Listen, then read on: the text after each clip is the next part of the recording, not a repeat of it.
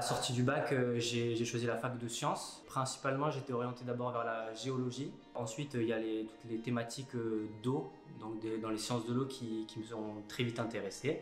Lorsque j'étais en terminale, j'appréciais beaucoup la géologie et du coup, tout naturellement, j'ai suivi une licence en géologie à Montpellier. C'est la licence STE, Sciences de la Terre et de l'eau. J'ai effectué un DUT de chimie à l'Université d'Orsay à Paris. Ensuite, j'ai fait une licence professionnelle en ressources et qualité de l'eau. Et enfin, j'ai atterri en M1 aux ressources.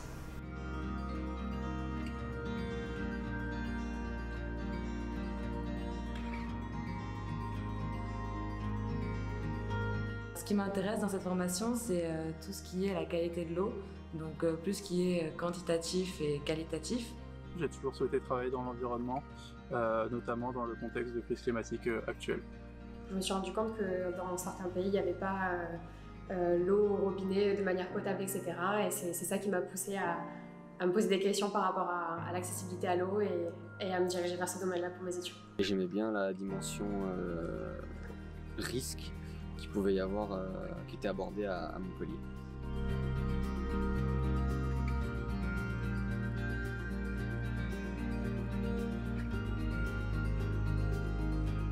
J'ai choisi de faire ma formation en alternance parce que je trouve que ça m'apporte beaucoup. Tout d'abord, je peux appliquer directement mes connaissances acquises à la fac, directement sur le terrain. Je peux en parler avec mon tuteur aussi. Donc c'est des situations réelles. Ensuite, je me sens aussi utile en entreprise. Donc ça, c'est très bénéfique pour moi.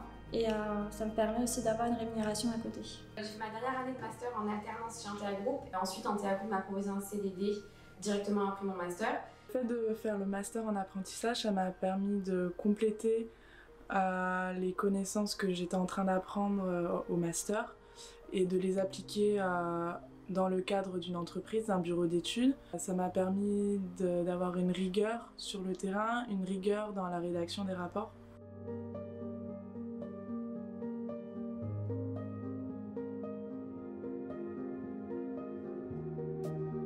À la fin de ce master, j'aimerais bien travailler dans la gestion de l'eau.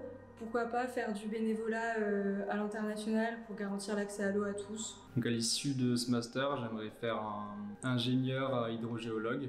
Mon projet professionnel, ça serait de travailler pour une collectivité ou pour un syndicat des eaux dans la gestion des risques, dans la gestion des inondations et dans les grands défis que l'on a au niveau des sciences de l'eau. Les grands objectifs de mon travail concernent surtout l'approvisionnement en eau potable de collectivités, de particuliers, d'entreprises. Et il y a également une deuxième partie de mon travail qui consiste en le suivi de la qualité des aquifères. Je travaille donc principalement à l'export, notamment pour des clients privés, surtout dans le domaine de l'agroalimentaire. Et je travaille sur toute l'expertise, tout le panel, on va dire, de la ressource en eau pour ces industriels, donc dans la quantification, qualification, la protection de la ressource. Depuis la fin de mes études, je suis resté dans le bureau d'études dans lequel je suis actuellement.